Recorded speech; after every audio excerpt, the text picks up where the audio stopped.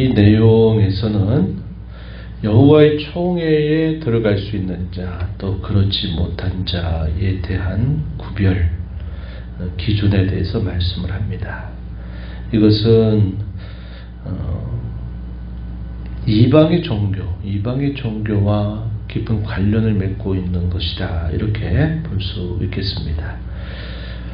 여호와의 총회에 들어가지 못하는 자, 이렇게 표현이 되어 있는데, 그런 들어가지 못하는 자들에 대해서 뭐라고 말씀을 하냐면, 고안이 상한 자나 음경이 잘린 자의 경우 여호와의 총회에 들어오지 못한다, 이렇게 말했습니다. 1절에 그렇게 되어 있죠. 그리고 이어서 2절에 보면 사생자의 경우도 여호와의 총회에 들어오지 못한다. 10대에 이르기까지도 여호와의 총회에 들어오지 못한다. 10대라고 하는 말의 의미는 계속적으로 들어오지 못한다, 이런 의미를 전달해 주고 있습니다. 또 어떤 경우냐 하면 암몬 사람과 모압 사람의 경우 여호와의 총회에 들어오지 못할 것이다. 그 이유는 이스라엘 자손들을 향해서 그들이 악을 행했다는 겁니다. 그 이유 4절에 보면 애굽에서 나올 때 떡과 물로 너희를 길에서 영접하지 않았고, 또 부올의 아들 발람에게 뇌물을 주어서 이스라엘 백성들을 저주하게 하였기 때문에 그들은 여호와의 총회에 들어오지 못한다, 이렇게 말합니다. 물론 하나님은 그 거짓된 발람 선지자의 입을 틀어막아서 저주가 아니라 이스라엘 자손들을 축복하도록 하나님이 역사하시긴 했지만, 이 모압과 암몬 사람들이 하나님의 백성들을 민족적으로 저주하는 이 일에 앞장섰다 하는 것은 그들로 하여금 여호와의 총회에 들어올 수 없는 그런 계기가 되었음을 말해 줍니다.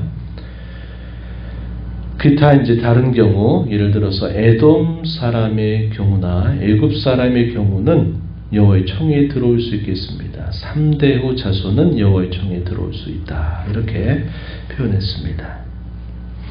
여기 1절에서 고안이 상한 자나 음경이 잘린 자, 선천적으로 그렇게 된 경우라기보다는 그들의 이방 종교의 영향에 의해서 고의적으로 이런 고안이나 음경이 상하게 된 자들을 말한다, 이렇게 보는 것이 더 적절할 것입니다. 이방 종교의 영향으로 인하여 이렇게 된 경우 그들은 여호와의 총회에 들어오지 못한다. 이 여호와의 총회라는 말은 하나님 백성, 언약의 공동체를 표현하고 있는 말이 된다는 겁니다. 하나님 백성의 회에 그들은 들어올 수 없다, 이렇게 표현하는 말이죠. 사생자의 경우도 우리가 읽은 2절에 보면 이방인들과 또 하나님 백성 사이에 음란한 간음죄를 통해서 그들이 태어나게 된 경우, 이런 경우들에 있어서도 제외가 되었다, 이렇게 표현해 주고 있습니다. 조금 전 암몬이나 모압 사람의 경우가 제외됐던 것은 이스라엘 민족을 향한 공공연한 범죄 행위, 저주를 촉발하는 일이나 이스라엘 자손들이 애굽에서 나와서 가는 동안에 그들에 대하여 전혀 호의를 베풀지 않았던 것들, 이런 것들이 결국은 그러한 큰 원인이 되고 있다는 겁니다. 그들에게 찾아가서 우리가 필요한 돈을 다 주겠다라고 말하면서 했지만, 이 암몬과 모압이 이것을 하지 않았던 것은 이스라엘 자손들에 대한 공개적인 적대감, 이것을 표현한 일입니다. 그래서 이들의 경우는 여호와의 총회에 들어갈 수 없다, 이렇게 말했어요. 그러나 반면 에돔 사람이나 애굽 사람의 경우는, 에돔 같은 경우는 우리가 아는 대로 에서의 후손들이죠.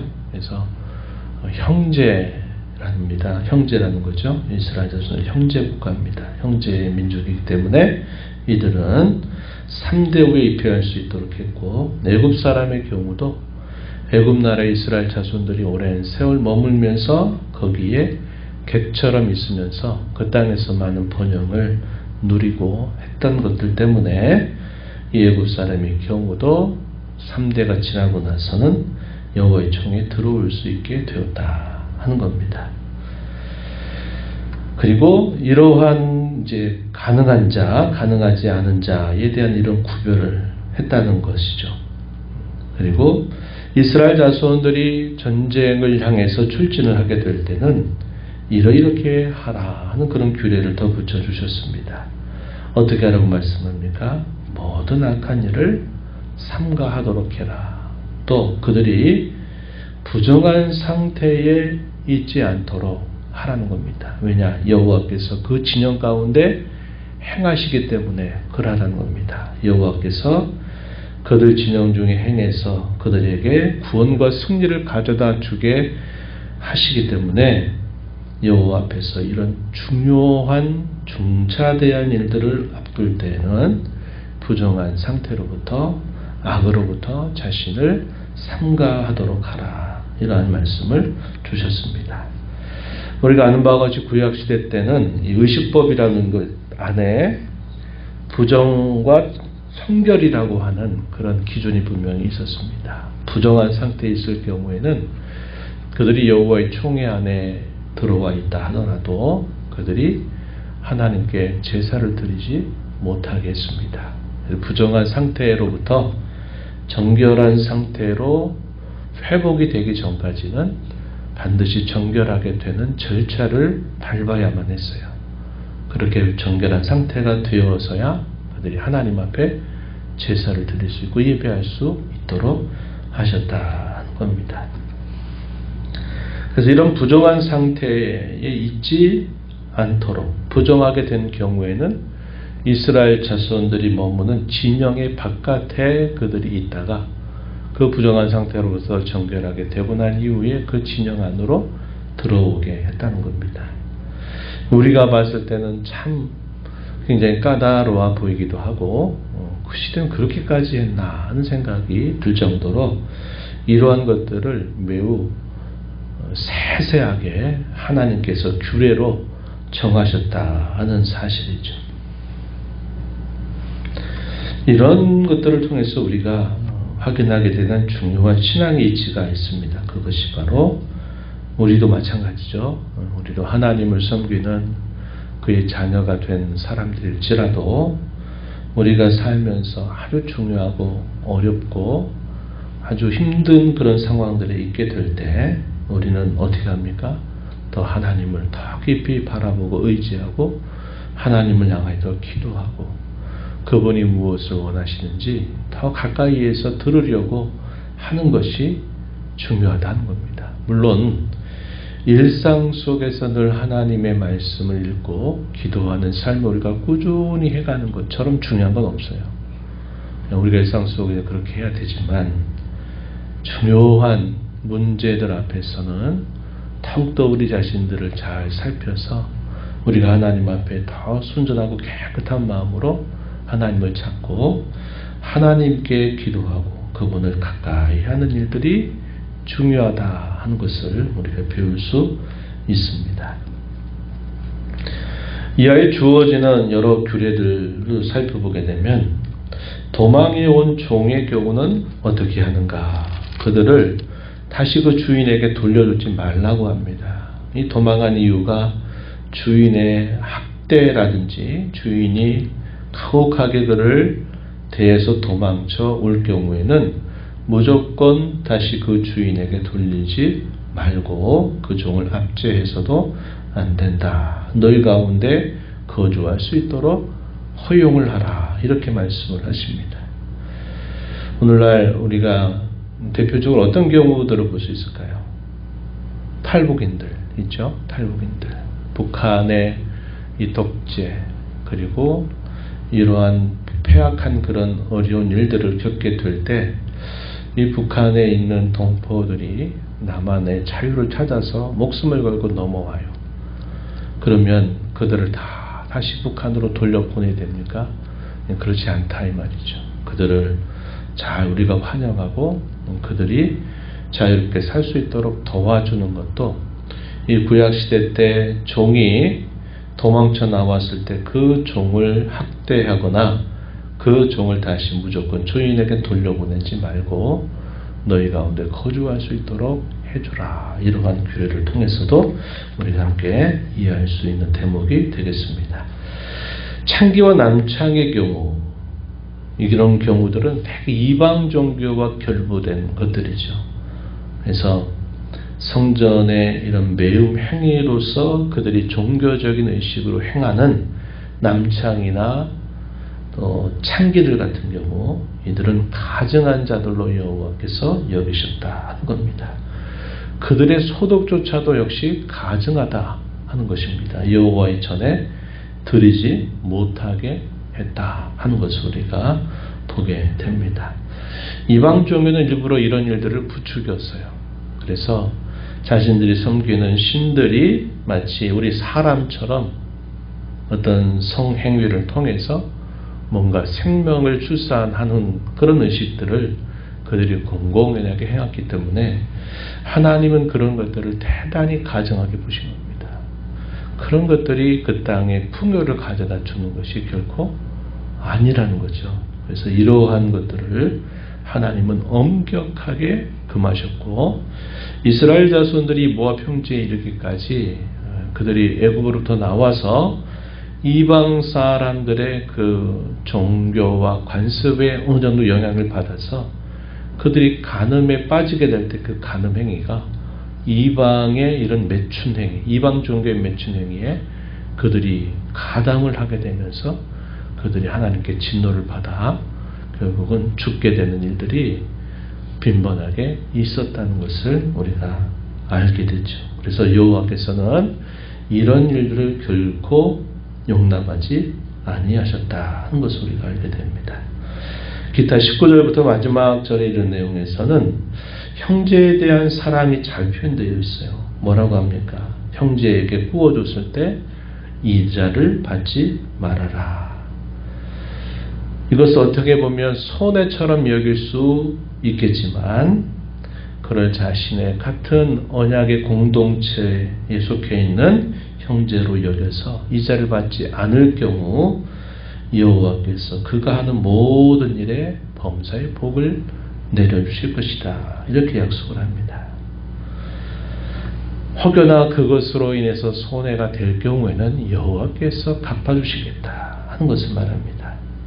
사람을 통해서 어느 정도 이자를 받는 것보다 하나님이 보상해 주시기를 바라는 그런 마음을 가지고 이자를 받지 말아라. 또 이웃의 포도원에서 허락된 게 뭐냐면 이웃의 포도원에 갔을 때 배고프면 그 포도원의 포도를 배불리 따먹어도 된다. 이렇게 말씀해요.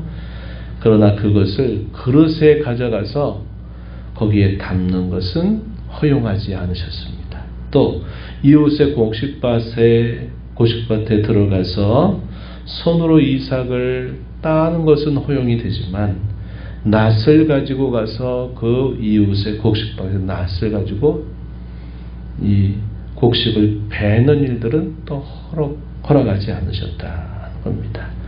이것이 이스라엘 백성들에게 일반적으로 주어진 규례죠. 내가 이웃의 포도원이나 곡식밭에서 해도 죄가 안 되는 경우, 그러나 또 죄가 되는 경우, 다른 사람이 내 곡식밭이나 포도원에 들어와서 할 수 있는 일들, 그러나 해서는 안 되는 일들, 이런 것들을 하나님이 구별하심으로써 그 동족 중에서 어려움에 처해져 있는 사람이 먹고 산 이런 문제에 대해서는 단순히 그 사람에게만 책임을 돌리는 것이 아니라 형제들이 그들의 어려움을 같이 짊어져 주는 그런 모습을 취하라는 겁니다. 오늘날 복지 제도나 이 복지 사회가 품고 있는 이런 모든 것들이 이런 성경의 이런 규례들, 이런 것들을 원리적으로 잘 보여주는 사례들이 될 수 있을 것입니다. 마지막 한 가지 더 말씀하시는 내용 21절에 보면 여호와께 서원한 것에 관해서는 반드시 그것을 지키도록 해라. 이렇게 말씀을 하십니다. 하나님께 서원한다 하는 말은 하나님께 내가 이렇게 하겠습니다라고 맹세하는 것을 말합니다. 여호와 이름을 망령되이 일컫지 말아라 하는 제3계명이라든지 그들이 거짓 말을 하지 말라라고 말씀하는 제9계명과 관계해서 하나님 앞에 그들이 신실하고 진실해야 된다 하는 것을 분명히 말해줍니다. 서원을 한다는 것은 의무적으로 하는 것이 아닙니다.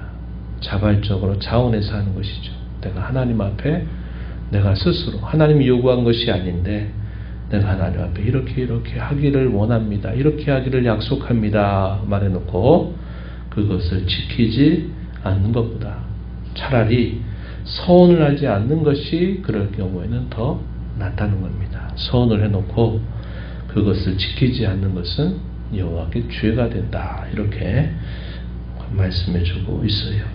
이러한 여러 규례들을 통해서 보면 먼저는 이스라엘 백성들이 하나님의 말씀하신 그 말씀의 범위 안에서 그들이 여호와의 총회 안에 들어와 있다 하는 것이 가장 크고 중요한 바가 되겠죠. 그들이 여호와의 총회로부터 배제가 되거나 제외된다 하는 말은 그들에게 구원이 보장되지 않는다 이 말입니다.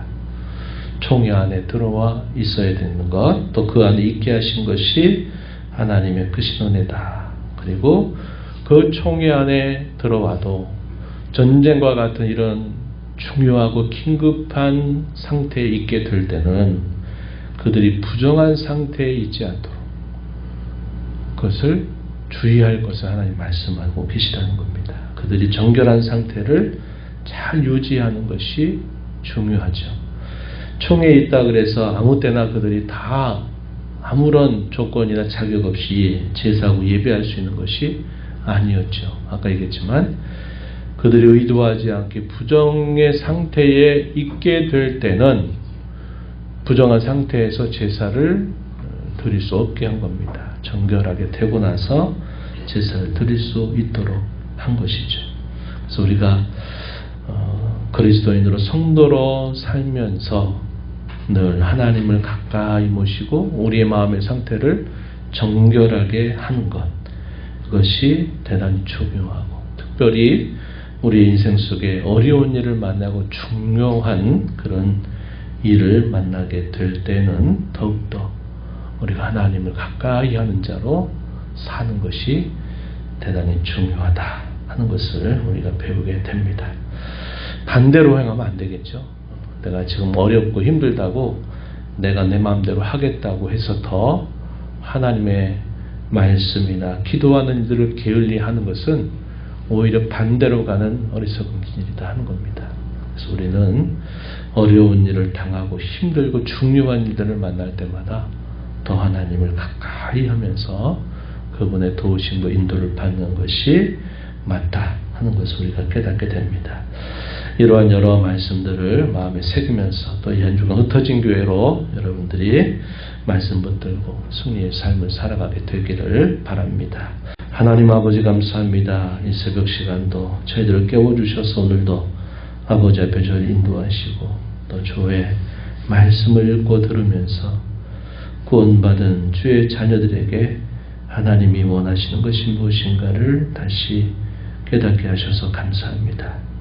특별히 구약시대의 여러 자세하고 세세한 여러 규례들을 통해서 무엇보다도 하나님은 자기 백성들 가운데 거주하게 하기 위해서 그들이 부정한 상태에 있지 않고 정결한 상태를 유지해야 될 것을 저희가 배우게 됩니다.